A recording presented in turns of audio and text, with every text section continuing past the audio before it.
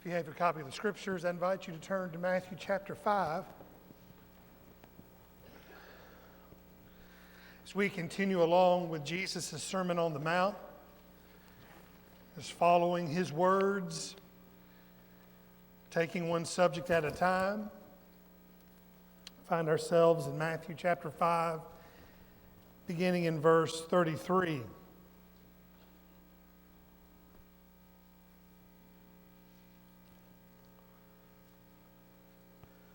We think on the subject, the no spin zone. The no spin zone. Jesus said, "Again, you have heard that it was said to those of old, you shall not swear falsely, but shall perform to the Lord what you have sworn. But I say to you, do not take an oath at all, either by heaven, for it is the throne of God, or by earth, for it is his footstool, or by Jerusalem, for it is the city of the great king. And do not take an oath by your head, for you cannot make one hair white or black. Let what you say be simply yes or no. Anything more than this comes from evil, or comes from the evil one." Jesus is speaking to a real problem that we have today in our society. Basically, lying. The Institute of Behavioral Motivation has found that 97 out of 100 people tell lies, and on average they tell about 1,000 lies a year. Think about it. The propensity to lie, cheat, and shade the truth has affected how we see each other and our society. Have you ever known anyone you called a born liar? He's a born liar. Well, here's the bad news. We're all born liars. In Psalm 58, I just want to read this verse to you. In Psalm 58, verse 3, it says, "The wicked are estranged from the womb. They go astray from birth, speaking lies." Now, all of us cannot maybe remember the first lie we ever told, but we can remember that we did tell our first lie. And do you know why that's true? How come we never have to teach our kids to lie? You've got to teach them to tell the truth. So we better make sure the words that pass through the gates of our mouth are guarded by honesty on one side and integrity on the other. So in this passage, Jesus teaches us how to make sure our word is our bond. And in these verses, he gives us 2 don'ts and 1 do. 2 don'ts and 1 do. So let's just see what those 3 things are. In verse 33, first of all, he tells us, don't be dishonest in what you say. Don't be dishonest in what you say.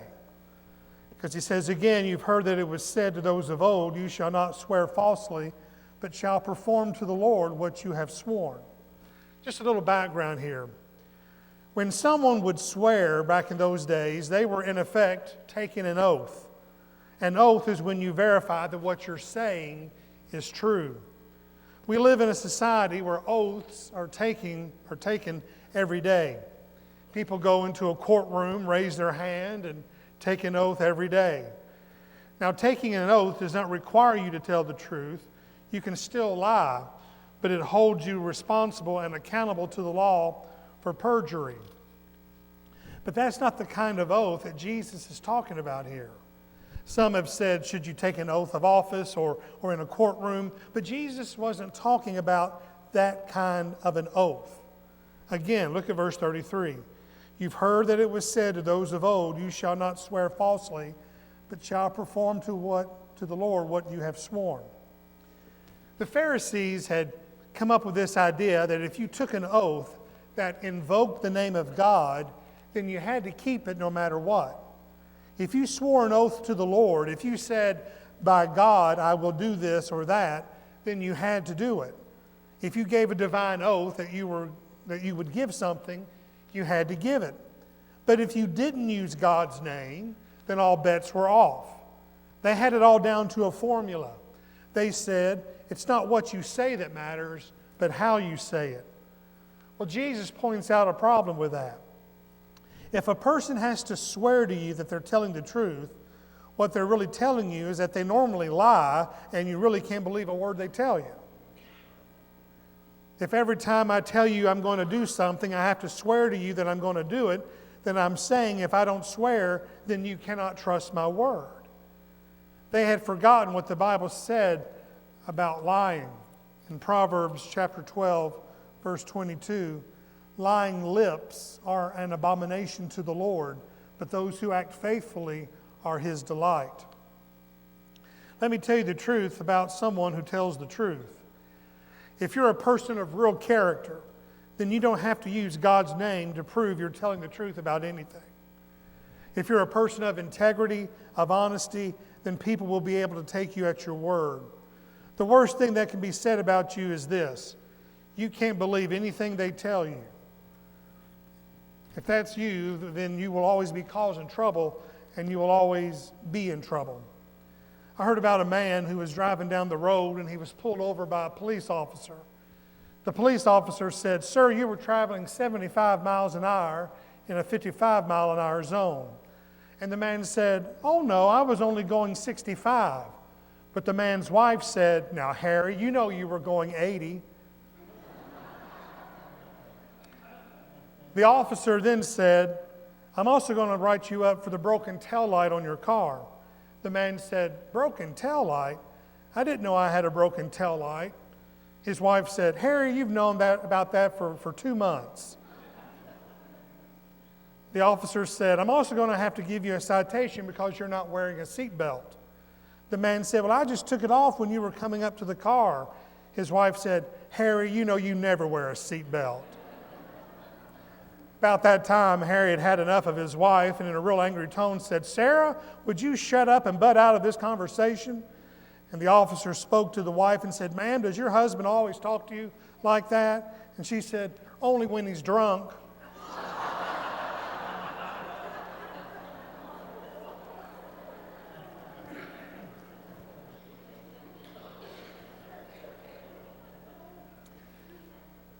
Jesus said, when you speak, you take great care to speak the truth or don't speak at all.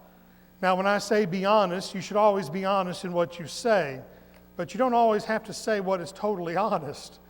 And what I mean is sometimes you're better off making no comment at all than making an honest comment. I heard about a man who went with his wife to the mall to shop for a dress. She found one she loved and went to the dressing room, and she came out and asked her husband, "Does this dress make me look too fat?" He said, "No, honey, that dress doesn't make you look fat. It's your hips that make you look fat."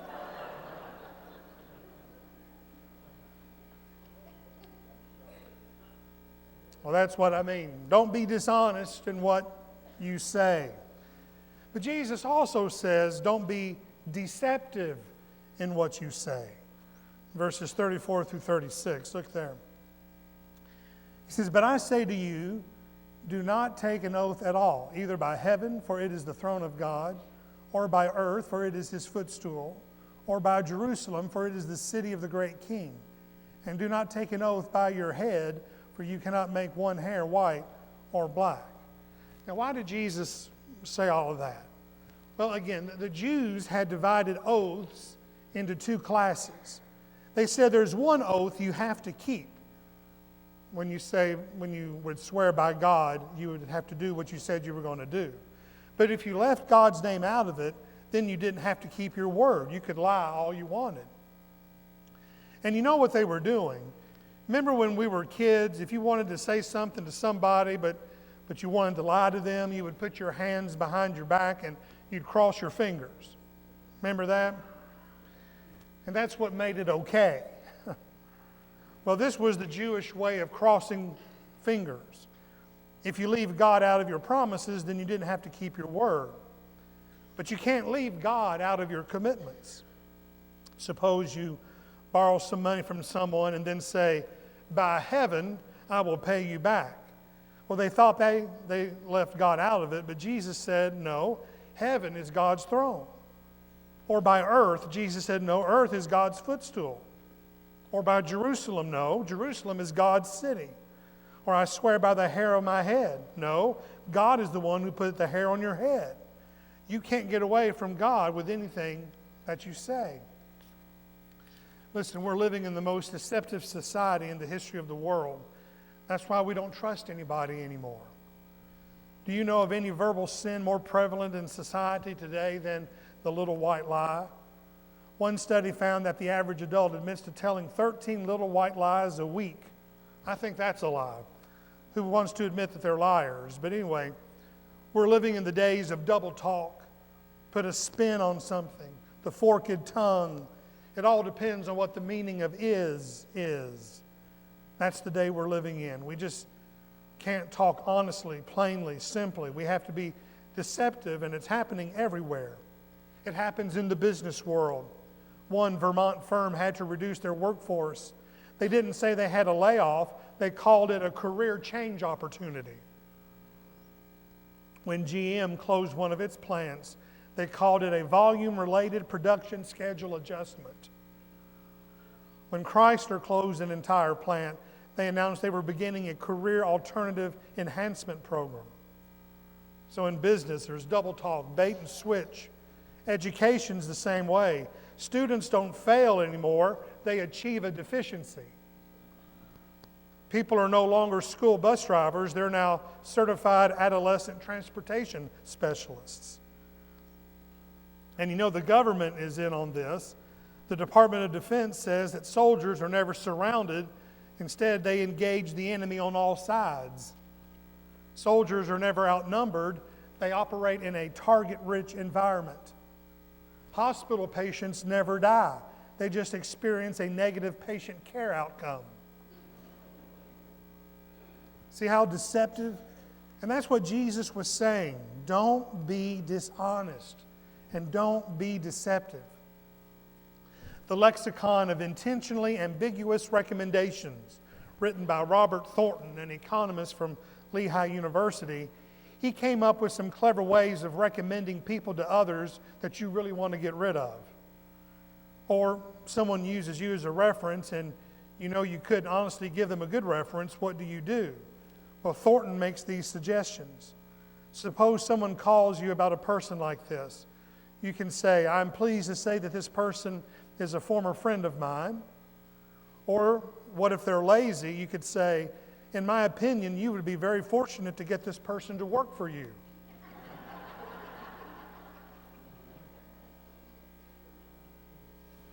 Now, we think that's slick, but Jesus said truth has no shade of color to it. If it's a white lie, it's black, it's sin. If it's a half-truth, then it's a whole lie. Don't be dishonest in what you say. Don't be deceptive in what you say. And then he says in verse 37, do be dependable in what you say. Do be dependable in what you say. Verse 37, let what you say be simply yes or no. Anything more than this comes from evil. Jesus is talking about a couple of things that we ought to be talking about more in our homes and in society and business and church and government. Jesus talks about what real character is. First of all, he's talking about honesty. Honesty is saying what you mean and meaning what you say. Let your yes be yes and your no be no. If your word is good, you don't need to swear. If your word is not good, it's no good to swear.